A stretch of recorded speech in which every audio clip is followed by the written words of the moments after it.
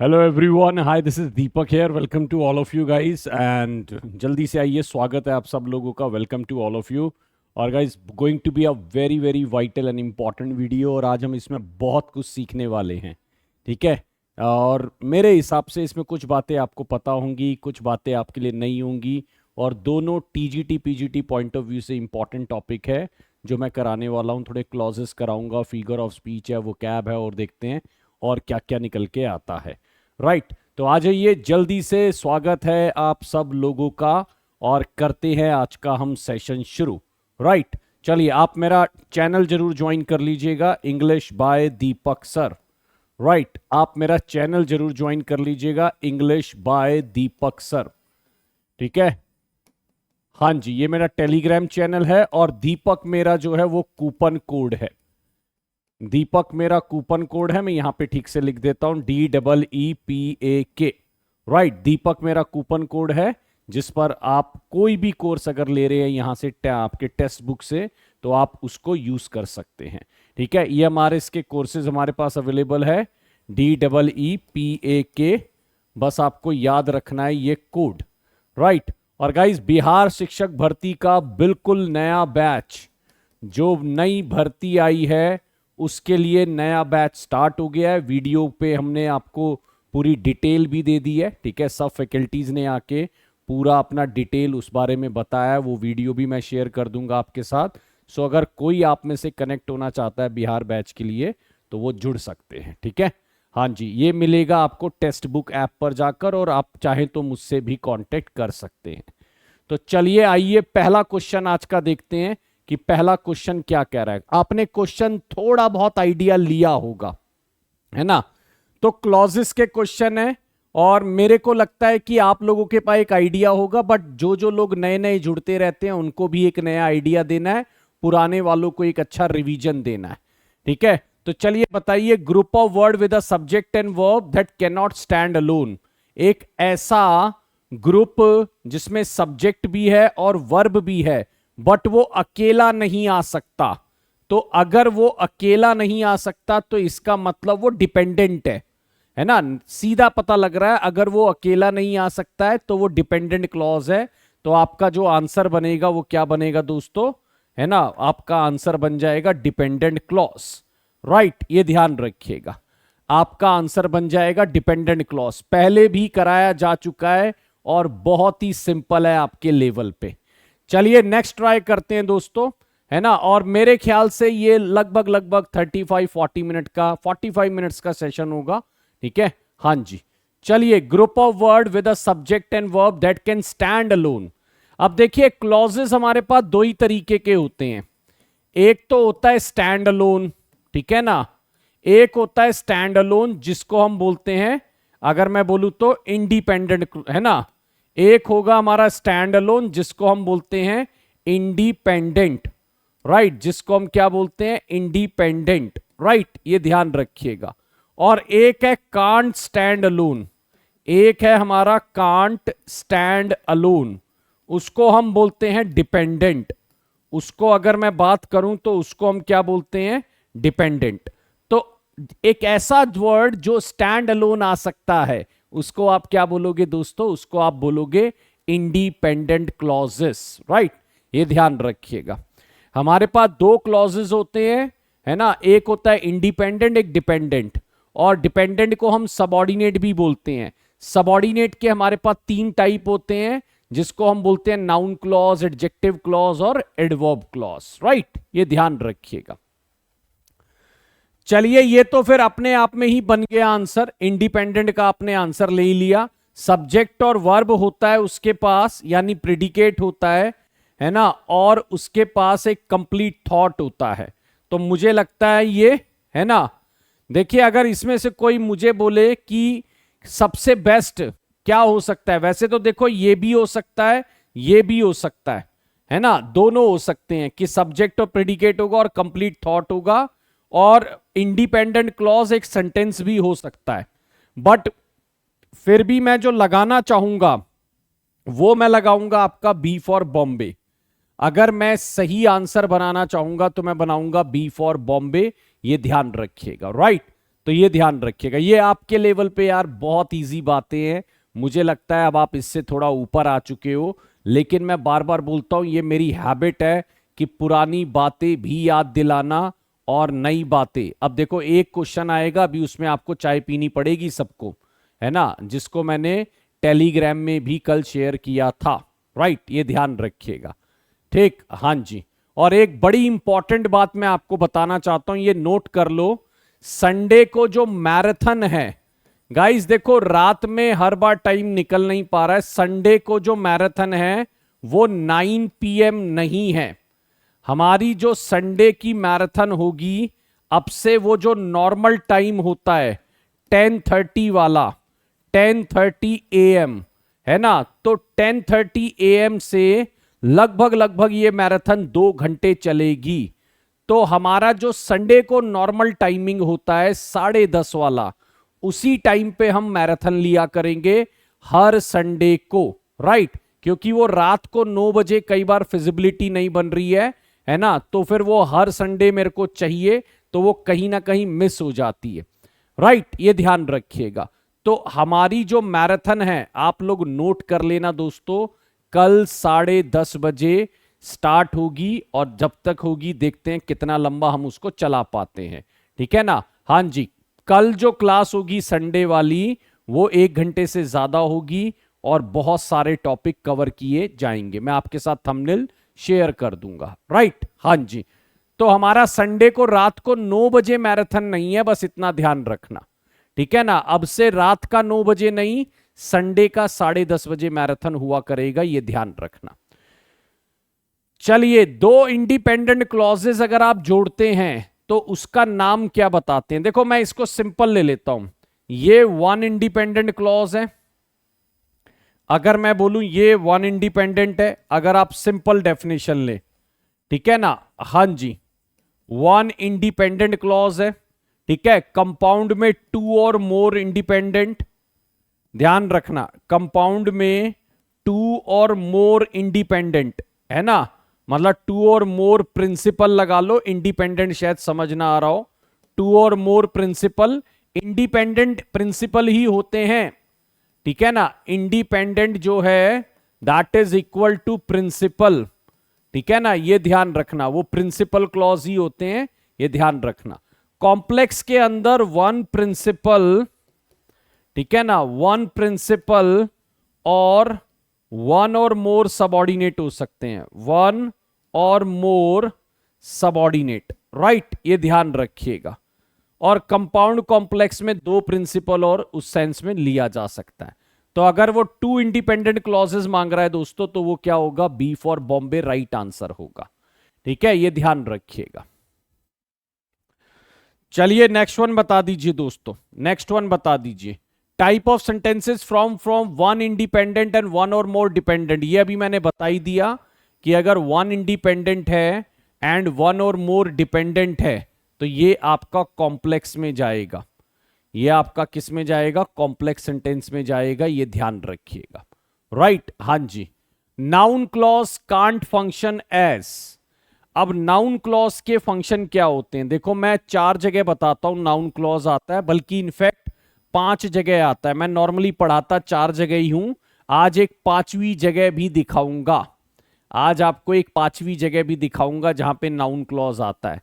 एक तो देखो नाउन क्लॉज आता है सब्जेक्ट के रूप में, है ना, एक तो नाउन क्लॉज आता है सब्जेक्ट में, एक हमारे पास आता है ऑब्जेक्ट में, एक हमारे पास आता है बी की फॉर्म के बाद, बी की फॉर्म के बाद, और क्या बन के, कॉम्प्लीमेंट बन के, बी की फॉर्म के बाद क्या बन के आता है, कॉम्प्लीमेंट बन के, और एक हमारे पास आता है प्रेपोजिशन में, प्रेपोजिशन के बाद, और एक हमारा ये इन्फिनेटिव के बाद भी आता है, एक हमारा ये इन्फिनेटिव के बाद भी आता है, जो आपको बहुत कम देखने को मिलेगा। इन्फिनेटिव मतलब हो गया 2+ में वर्ब की फर्स्ट फॉर्म, इन्फिनेटिव क्या हो गया, 2+ में वर्ब की फर्स्ट फॉर्म हो गया। तो आपको एक्चुअल में ये 5 जगह दिखाई देगा, आपको एक्चुअल में क्या नजर आएगा, ये 5 जगह नजर आएगा। तो ये एज अ सब्जेक्ट नजर आता है, ऑब्जेक्ट प्रीडिकेटर में नहीं आता, कॉम्प्लीमेंट में आता है, ठीक, ये ध्यान रखिएगा। तो हमारा थर्ड वाला आंसर बन जाएगा।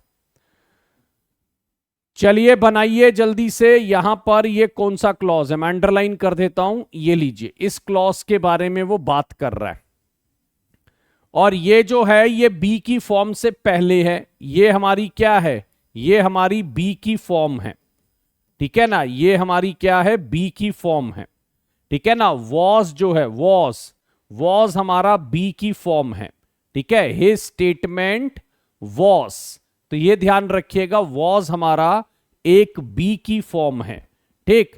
तो वॉज जो है बी की फॉर्म है, और बी की फॉर्म के बाद अगर कोई सबऑर्डिनेट क्लॉज आता है, अगर बी की फॉर्म के बाद कोई सबऑर्डिनेट क्लॉज आता है, ठीक है ना, तो ध्यान रखिएगा वो आपका क्या कहलाएगा, वो आपका जो है, ध्यान रखिएगा वो क्या कहलाएगा आपका, अगर मैं बात करूं तो वो हमारा नाउन क्लॉज कहलाएगा। आज मैं आपके कमेंट्स नहीं ले पाऊंगा दोस्तों, ठीक है ना। हाँ जी, कमेंट्स मैं नहीं ले पाऊंगा, थोड़ा सा सेशन हमें लंबा जल्दी जल्दी खत्म करना है। तो मैं चाहूंगा कि 40 मिनट में कम से कम मेरे पास 30 क्वेश्चन हो जाए, ठीक है ना, विद एक्सप्लेनेशन। भागना नहीं है, विद एक्सप्लेनेशन हो जाए। तो यहां पर ये हमारा नाउन क्लॉज बन जाएगा, ठीक है। ये हमारा क्या बन जाएगा, नाउन क्लॉज बन जाएगा। Since she is ill she cannot go out, क्योंकि बीमार है इसलिए क्या नहीं हो सकता, बाहर नहीं जा सकती। तो क्योंकि वो बीमार है इसलिए बाहर नहीं जा सकती, तो यानी ये वर्ब की बात कर रहा है। वर्ब की बात करने वाला ये क्या बन जाएगा, एडवर्ब क्लॉज बन जाएगा। वर्ब की बात करने वाला ये क्या बन जाएगा, एडवर्ब क्लॉज बन जाएगा, ये ध्यान रखिएगा।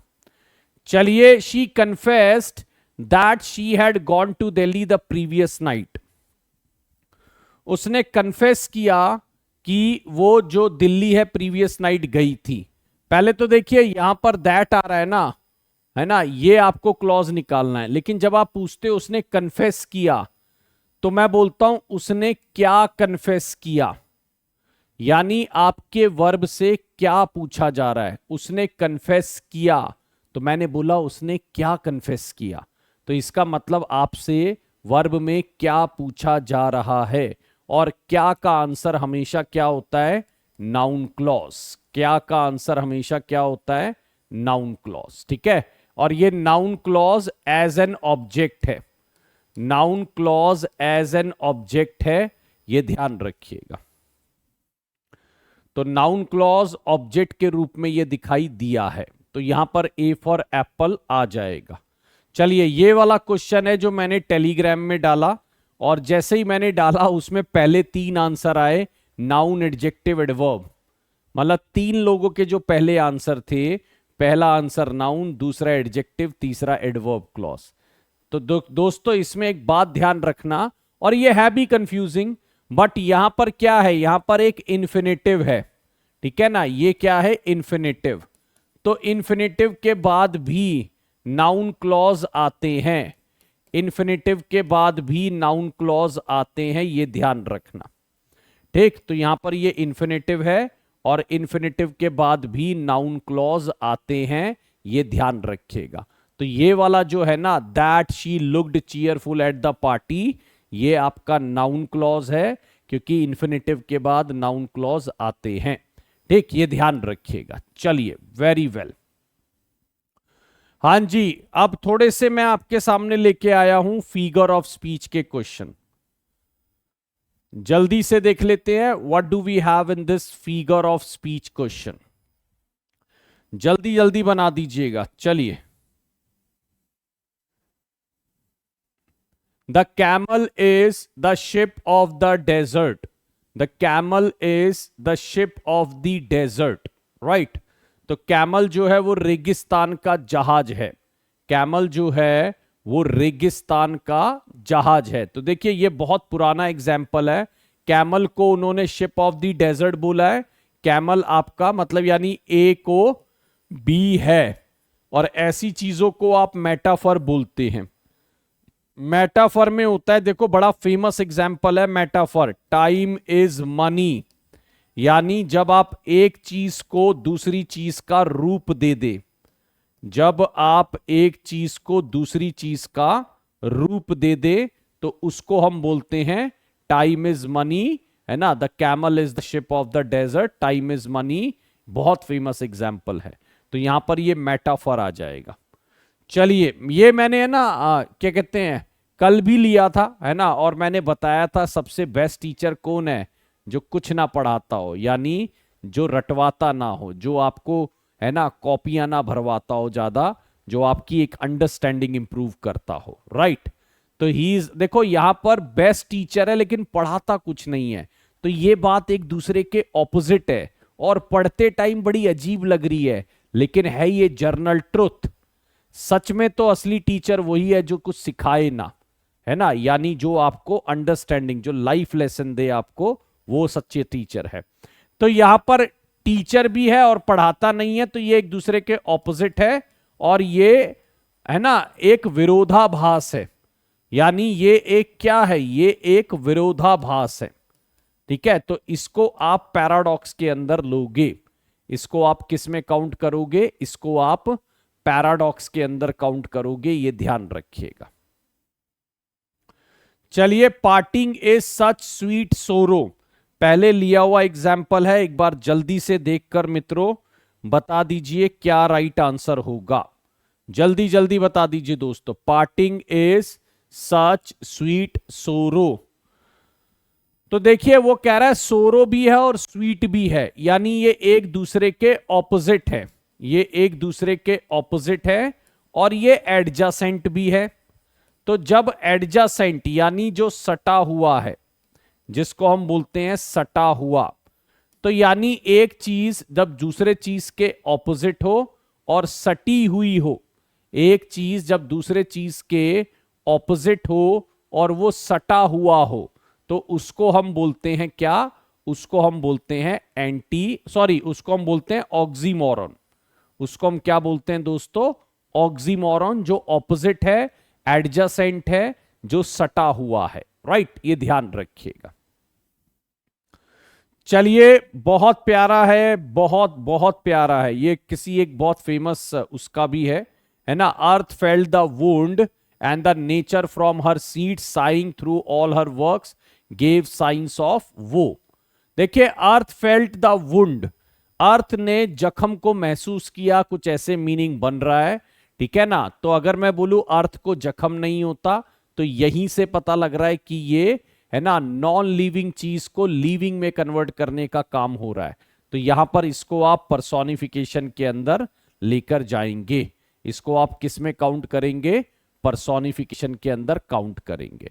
मैं फिर से आपको यह बताना चाह रहा हूं कि संडे है ना 10:30 बजे टाइम निकाल लेना और मैराथन चलाएंगे, बिल्कुल 10:30 हमारा मैराथन है AM। ये भी ध्यान रखना, संडे को जो नॉर्मल क्लास है उसी को हमने मैराथन में कन्वर्ट कर दिया है, और अब ऐसा हर संडे हुआ करेगा, ठीक है। हाँ जी, संडे 10:30 AM हमारी मैराथन रहेगी, ये ध्यान रखिएगा, ठीक। हाँ जी, संडे को 10:30 AM हमारी मैराथन रहेगी, ये ध्यान रखिएगा। चलिए नेक्स्ट वन ले लेते हैं। The story is as old as hills. अब देखिए यहां पर क्या होता है कि यहां पर ना ज्यादातर लोग इसको हाइपरबले लगा देते हैं, यानी बड़ा चढ़ाकर बात की गई हो। तो भाई देखो, बड़ा चढ़ाकर वो होता है जब मानिए कि है ना, जब रियलिटी से हम डिटैच हो जाए। चांद तारे तोड़ लाऊंगा, भाई सुनो, चांद तारे तोड़ना इतना आसान नहीं है, यहाँ 650 करोड़ लग गए चांद पे पहुंचने में, है ना। तुम चांद तारे धरती पे बैठ के ले आओगे, है ना। तो भाई वो छोड़ दो, वहां बाकी इंप्रेस कहीं करना होता है, वो अलग बात है ना। बाकी चांद तारे तोड़ना है नहीं, वो हाइपरबले स्टेटमेंट है, ठीक है ना, ये ध्यान रखिएगा। तो अगर मैं बोलूं यहां पर लेकिन हाइपरबले नहीं है, वो कह रहा है स्टोरी इतनी पुरानी थी जितनी पहाड़ियां, यानी उसने बहुत पुरानी एक कहानी सुनाई, है ना। एक कहानी है जो सबको सुनानी है ना। हाँ जी, वो नानी की का बातों में परियों का डेरा, है ना। वो चेहरे की झुर्रियों में सदियों का फेरा, भुलाए नहीं भूल सकता है कोई, वो छोटी सी रातें वो लंबी कहानी, वो कागज की कश्ती वो बारिश का पानी, है ना। तो अगर मैं बात करूं तो स्टोरी इतनी पुरानी है जैसे हिल्स हो। तो अगर मैं बात करूं तो ये हमारा आंसर बनेगा सिमली के अंदर। इसकी ये तुलना की जा रही है, इसको आप तुलना के अंदर काउंट कर सकते हैं दोस्तों, ये ध्यान रखना। ठीक है, इसको आप तुलना के अंदर काउंट कर सकते हैं, ये ध्यान रखिएगा। 16 नंबर बता दीजिए। चलिए बहुत तेजी से बता दीजिए, जितने भी मित्रगण हमारे जुड़ रहे हैं जल्दी से जल्दी बता दीजिए 16 नंबर का आंसर क्या है। आई डाई, आई फेंट, आई फेल। देखो अगर मैं बात करूं यहां पर सीक्वेंस ऑफ इवेंट जो है, अगर आप इसको समझ पा रहे होंगे तो सीक्वेंस ऑफ इवेंट जो है वो डिसेंडिंग ऑर्डर में चल रहा है। भाई मरना तो सबसे बड़ी बात है, बेहोश होना, फेल होना, यानी सीक्वेंस ऑफ इवेंट जो है वो डिसेंडिंग ऑर्डर में चल रहा है। डिसेंडिंग ऑर्डर में चल रहा है सीक्वेंस ऑफ इवेंट, है ना। सीक्वेंस ऑफ इवेंट जो है वो डिसेंडिंग ऑर्डर में चल रहा है, ये ध्यान रखिएगा। राइट, तो जब असेंडिंग ऑर्डर में चलता है तो क्लाइमेक्स होता है। अगर मैं इसको ऐसे लिख दूं, आई फेल, है ना, आई फेंट और आई डाई, तो ये मेरा बन जाएगा क्लाइमेक्स। ये मेरा क्या बन जाएगा? क्लाइमेक्स। लेकिन अभी ये उल्टा है तो ये बन जाएगा एंटी क्लाइमेक्स, जिसको हम बैथोस मेरे ख्याल से बोलते हैं, है ना। हाँ जी, चलिए तो ये एंटी क्लाइमेक्स में चला जाएगा, है ना। This will be a part of your anti climax. Love is blind, ठीक है, प्यार अंधा होता है, उसमें कोई दो राय है नहीं, ठीक है ना। हाँ जी, इसमें बिल्कुल भी, वैसे तो इसको मैं कहूंगा 100% सत्य बात, है ना। हाँ जी, चलिए प्यार अंधा होता है, बिल्कुल सही बात है, इसमें कोई और दो राय नहीं है। बाकी इसकी फिगर ऑफ स्पीच हम देख लेते हैं, ज्यादा गहराई में जाने से कुछ मिलता नहीं है ना। हाँ जी, वैसे तो गहराई में जाने से बहुत कुछ मिलता है, ऐसा नहीं है कि मतलब अगर हम किसी बात को डीप कॉन्सेप्ट समझते हैं, इंटेंसिव स्टडी करते हैं तो वो अच्छी बात होती है ना। हाँ जी, चलो इसकी फिगर ऑफ स्पीच समझते हैं दोस्तों, क्या कह रहा है ये। ठीक, अगर मैं बोलूं तो love is blind, blind normally वो होते हैं जिनके पास लिविंग होता है ना, तो मैं इसको पर्सोनिफिकेशन में ले जाऊंगा। Love is a non living thing, उसको ब्लाइंड बोल रहे हैं, तो this can be your personification, ये आपका पर्सोनिफिकेशन हो सकता है, ठीक है ना। हाँ जी, चलिए they speak like saints and act like devils. बोलते तो सेंट की तरह है ना, काम शैतानों वाले हैं। वो एक मूवी कौन सी आई थी, वो बाबा जी, है ना, जप नाम वाले बाबा जी दिखाए थे जो, है ना। वैसे तो दुनिया में फेमस थे अपने प्रवचनों के लिए, लेकिन उनके कर्म बहुत बुरे थे, ठीक है। तो अगर मैं बोलूं तो जो मूवी में दिखाया, I don't want to comment on any of the one, okay, जो मूवी में जपनाम जी दिखाए गए, है ना, उनके कर्म अच्छे नहीं थे। तो they speak like saints and act like devils, right. यहां पर स्टेटमेंट एक दूसरे के ऑपोजिट हैं और ये दो क्लॉजेस एक दूसरे के ऑपोजिट है और बहुत सेंसिबल बात कर रहे हैं। जब दो क्लॉजेस जो है ना वो एक दूसरे के ऑपोजिट हो और बात थोड़ी सी ना सेंसिबल और लॉजिकल हो, बात थोड़ी सी क्या हो, सेंसिबल हो और लॉजिकल हो, तो अगर मैं बात करूं तो उसको आप क्या बोलेंगे? उसको आप एंटीथीसिस बोलेंगे। उसको आप क्या बोलेंगे? एंटीथीसिस बोलेंगे, ये ध्यान रखिएगा। ठीक, जब दो बातें ऑपोजिट हो, क्लॉजेस में सेंसिबल हो, लॉजिकल हो, तो उसको आप एंटीथीसिस में काउंट करेंगे, राइट। चलिए, soup each piece of its floating meet.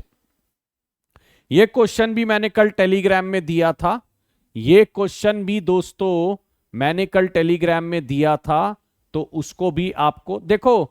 यहां पर क्या कह रहा है? ईच पीस, तो यहां पर क्या हो रहा है ना, यहां पर अगर मैं बात करूं तो थोड़ा सा ना ये एक रिदम बन रही है ना, पीस, ठीक है ना, और मीट।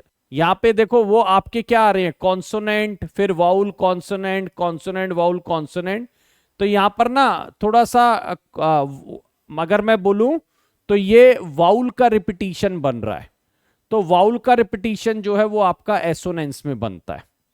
कॉन्सोनेंट का रिपीटिशन एलिट्रेशन में बनता है ना। कॉन्सोनेंट का जो रिपीटिशन है कॉन्सोनेंट का रिपीटिशन वो बनता है आपका किस में, एलिट्रेशन में, है ना। रघुपति राघव राजा राम, हिंदी नहीं पढ़ा रहा हूं वैसे लिख रहा हूं, रघुपति राघव राजा राम, ठीक है ना।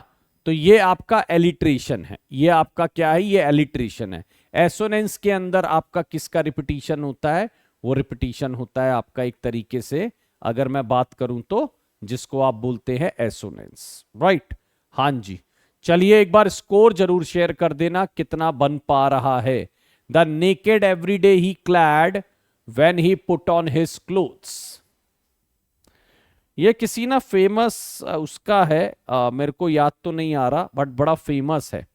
और देखिए यहां पर एक जगह वो नेकेड है और क्लैड मतलब होता है पहने हुए, है ना। क्लैड मतलब होता है कपड़े पहने हुए या उस सेंस में बोलते हैं। तो एक जगह वो नेकेड है यानी विदाउट, मतलब बोल रहा है कि नेकेड होता है विदाउट क्लोथ्स होता है, और clad when he put on his clothes, तो यानी एक दूसरे के ऑपोजिट है। ये पैराडॉक्स भी हो सकता था बट पैराडॉक्स ऑप्शन में नहीं, तो एंटीथीसिस को लगाया जा सकता है, यहां पर एंटीथीसिस को लगाया जा सकता है। तो ये गाइस कुछ हमारी तरफ से बहुत ही इंपॉर्टेंट फिगर ऑफ स्पीच थी। चलिए आइए अब मैं लेके चलूंगा आपको थोड़ा वोकैब की तरफ, ध्यान से लगाइएगा वोकैब को, बहुत बहुत इंपॉर्टेंट वर्ड्स कराऊंगा। He produce cogent reason for the change in the policy. Prime Minister gave cogent reasons why the women bill should be implemented. So Prime Minister in Parliament, produced or gave cogent reasons why the women reservation bill should be implemented in Parliament, right? Because that will bring or probably will give more power to women or will enlighten the thought process of the people, or will give women the equal status. Now the women are not going to play second fiddle in the society. They are going to, we know, the one who is gonna wear the trousers in the family or probably in the nation as well. Okay, so हम देखते हैं निर्मला सीतारमण हैं और भी है, सोनिया गांधी इतने famous हैं guys, बहुत पावरफुल मतलब महिला रही इंडिया की। तो it clearly shows the power of women. Okay, so cogent reason मतलब होता है बहुत ही सॉलिड एक तरीके से। यहां पर ना मेरे ख्याल से ये ऑपोजिट मांग रहा है क्या, है ना। हाँ जी, मेरे ख्याल से ये ऑपोजिट मांग रहा है क्योंकि यहां पर तो वो दिख नहीं रहा है, तो इसका मैं ऑपोजिट ही ले लेता हूं। ठीक, तो इसका आंसर फ्लिम्जी हो जाना चाहिए, बहुत ही वीक, ठीक है ना। फ्लिम्जी क्या होता है, वीक होता है। ठीक, तो इसका आंसर जो है मैं ऑपोजिट वाले में लगा देता हूं क्योंकि सिंपल वाले में तो बन नहीं रहा है। चलिए नेक्स्ट वन दीजिए, मीकनेस का सिनोनिम, ये सिनोनिम ढूंढना है हमें। देखो मैंने बताया था मीक बिहेवियर क्या होता है, मीक हो गया जैसे सबमिसिव हो गया, ये कौन से बिहेवियर है, जब आप किसी की बात ऐसे ही मान लो। बड़े मीक बिहेवियर है, बड़ा डोसाइल बिहेवियर है ना, बड़ा कंप्लाइसेंट बिहेवियर है। इसका मतलब बिहेवियर कैसा है ना, इजिली डोमिनेटेड और बुलीड, इजिली डोमिनेटेड और बुलीड, यानी अगर मैं बोलूं जो आसानी से डोमिनेट हो जाए और बुलीड हो जाए, राइट, ये ध्यान रखिएगा। तो यहां पर आंसर क्या आ जाएगा। अच्छा देखो यहां पर सबमिसिव आ रहा है, डोसाइल आ रहा है, लेकिन मैं आंसर सबमिसिव लगाऊंगा, ठीक है ना, मैं आंसर सबमिसिव लगाऊंगा। ठीक, डोसाइल भी दे रखा है वैसे तो, ठीक है ना। और अगर मैं बोलूं तो इसका ऑपोजिट हो सकता था ऑब्ड्यूरेसी, इसका ऑपोजिट हो सकता था ऑब्ड्यूरेसी। चलिए ओपेक का सिनोनिम बता दीजिए। अगर चीजें ओपेक हैं तो आपको भी पता है ओपेक वॉल होती है, ओपेक चीजें होती हैं, बड़ी एम्बिगुअस चीजें होती हैं, जैसे कहते हैं ना the entire thing is opaque. Opaque मतलब होता है जिसके आप पार नहीं देख सकते, तो इसको आप क्या लगाएंगे, इसको आप लगाएंगे एक तरीके से ऑब्सक्योर, इसको आप क्या लगाएंगे, ऑब्सक्योर लगाएंगे, ये ध्यान रखिएगा। हाइटस के सिनोनिम बता दीजिए दोस्तों, जितने भी जानते हैं, है ना, हाइटस के सिनोनिम बता दीजिए। मैंने कहा piece of property has created hiatus between two brothers. एक पीस ऑफ प्रॉपर्टी है जो फादर ने डिसाइड नहीं करी कि किसको जाएगी, है ना, and after the death of the father that piece of property has become an apple of discord between the family, है ना, दैट पीस ऑफ property has become a bone of contention for the family and has created a crevice, or you can say the hiatus, you can say the chasm, you can say like the fissure. तो बहुत word है यार, है ना इसके। अगर मैं बोलूँ तो हाइटस का मतलब होता है एक तरीके से दरार, गैप, जिसको आप फिशर बोल सकते हो, है ना, जिसको आप क्रिवाइस बोल सकते हो, ठीक है ना, सीज्म बोल सकते हो, जिसको what we can say chasm, okay, we can also call this as chasm, है ना, and in simple word we can say दरार, ठीक है ना। तो दोनों के बीच में दरार आ गई। Kashmir has always been a bone of contention between India and Pakistan, है ना, और मैं बोलूं has become an apple of discord between India and Pakistan, right, ये ध्यान रखिएगा। चलिए नेक्स्ट वन देखिए दोस्तों, very few people are impervious to criticism. और गाइस बड़ा मुश्किल भी तो है, आपका कोई बुराई कर रहा है आप कैसे झेल लोगे, है ना, it's very difficult to be impervious to criticism. We as a teacher, क्योंकि हम ऑनलाइन टीचिंग करते हैं और आजकल एक फैशन बन गया है ऑनलाइन टीचर्स को गाली देने का, उनके बारे में भला बुरा बोलने का एक फैशन बन गया है ना। देखो मैं एक छोटी सी बात मानता हूं, मैं हमेशा से डे वन से एक बात बोलता हूं कि आपको कोई भी किसी काम के लिए मजबूर नहीं कर सकता।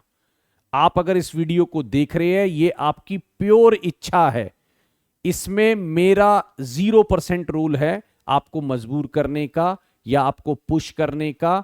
हाँ, मेरा एक बड़ा रोल ये है कि मैं आपकी नॉलेज इंप्रूव करा रहा हूं, ये मैं मानता हूं कि I am trying my level best to improve your knowledge.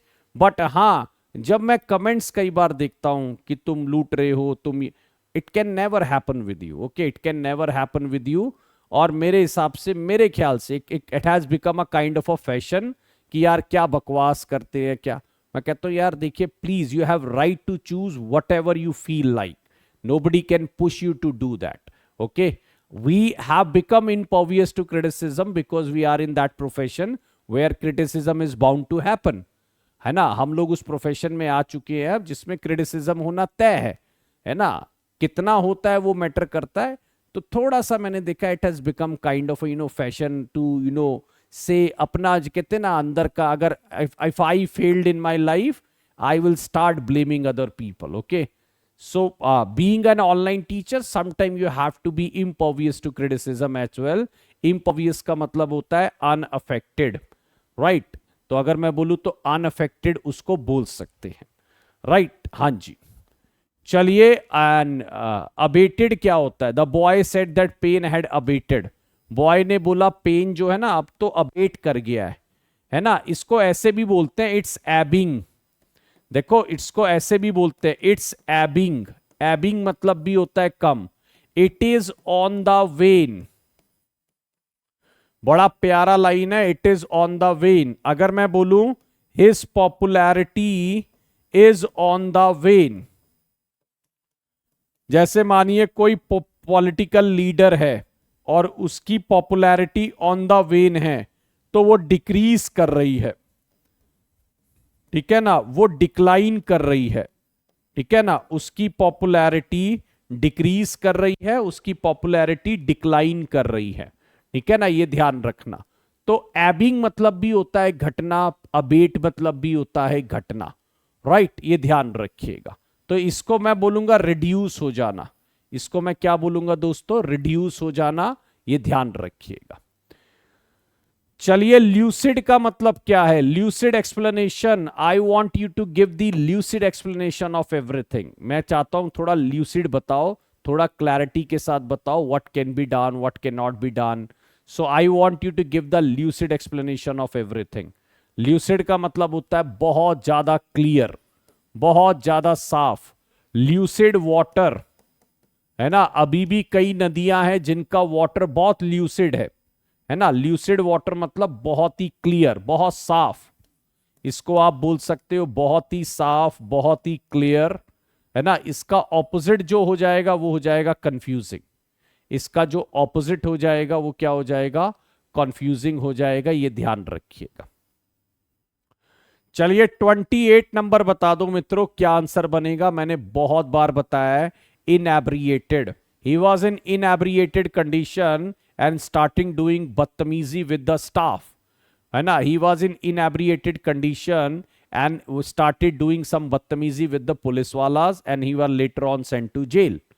तो इनएब्रिएटेड मतलब होता है जब किसी ने शराब पी रखी हो, जब कोई ड्रंकन हो, जब कोई इनएब्रिएटेड कंडीशन यानी किसी ने लीकर पी रखी हो और वो ड्रंकर्ड हो, जैसे बोल सकते हैं टिप्सी हो, बूजी हो। तो इसका जो ऑपोजिट बनेगा वो बनेगा सोबर। सोबर का एक मीनिंग गंभीर भी होता है ना, और सोबर का ये भी होता है जैसे आई रिमेन सोबर, है ना, ऑन ट्यूसडे। मैं ट्यूसडे को लीकर नहीं पीता हूं, तो he remain sober on Tuesday. ठीक है, तो उस सेंस में आप बोल सकते हो सोबर। ठीक, तो इसका ऑपोजिट बन जाएगा हमारा सोबर। चलिए नेक्स्ट वन देखिए, 2 वर्ड और मैं करा रहा हूं। इनकार्सरेशन क्या होता है। मैंने कहा when he was caught in inebriated condition while driving he was incarcerated for 1 year. ठीक है, तो भाई अगर कोई लीकर पीकर गाड़ी चला रहा है तो 1 साल की सजा तक हो सकती है, 6 महीने, साल की सजा। तो he was sent to jail and he was incarcerated for 1 month. ठीक है, तो 1 मंथ से जितना भी वो जज को लगता है उस हिसाब से उनको दे सकते हैं सजा। तो इनकार्सरेशन मतलब हो गया जेल में डाल देना, है ना। इनकार्सरेट करना, इम्प्रीजन करना, जेल में डाल देना। इसका जो ऑपोजिट बनेगा वो बनेगा लिबरेट कर देना, है ना। लिबरेट मतलब होता है आजाद कर देना। लिबरेट का मतलब क्या होता है, आजाद करना। तो इसका ऑपोजिट बन जाएगा ए फॉर एप्पल। ठीक है ना, बन जाएगा ए फॉर एप्पल।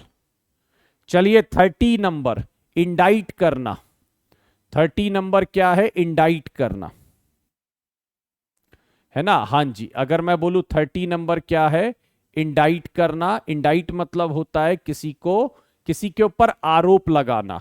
जैसे अगर मैं इस लाइन को यूज करूं, he was indicted for murder charges, यानी उसके ऊपर मर्डर के चार्ज लगे थे। He was indicted for murder charges, ठीक है ना, यानी उसके ऊपर मर्डर का चार्ज लगा था। ठीक, तो अगर मैं बोलूं तो यानी एक्यूज करना, उसको जेल भेजना। और इसका ऑपोजिट जो बन जाएगा वो बन जाएगा एक्सोनरेट। ठीक है ना, इसका जो ऑपोजिट बन जाएगा वो बन जाएगा एक्सोनरेट। ये ध्यान रखिएगा, राइट। चलिए दोस्तों, आज मेरी तरफ से इतना ही था। Deeply regretted that I could not take comments from anyone because I had to close this session, है ना, and I had very little time for today. तो आज हमारा 30-35-40 मिनट का ही सेशन रहा, है ना। And keep watching. बस एक बात ध्यान रखना, कल सुबह आप मेरे साथ 10:30 बजे मिल रहे हैं। अपने मित्रों, दोस्तों, यारों को भी वीडियो शेयर कर देना ताकि वो लोग भी मैराथन को ज्वाइन करने आ जाए। बहुत बेहतरीन मैराथन मैं बनाऊंगा, ये ध्यान रखिएगा, राइट। तो बहुत शानदार बेहतरीन मैराथन वो मेरी तरफ से होगी। We all can be a part of that marathon, okay. चलिए, bye bye from my side. My name is Deepak. Thank you so much for watching this video. Bye bye everyone, thank you so much.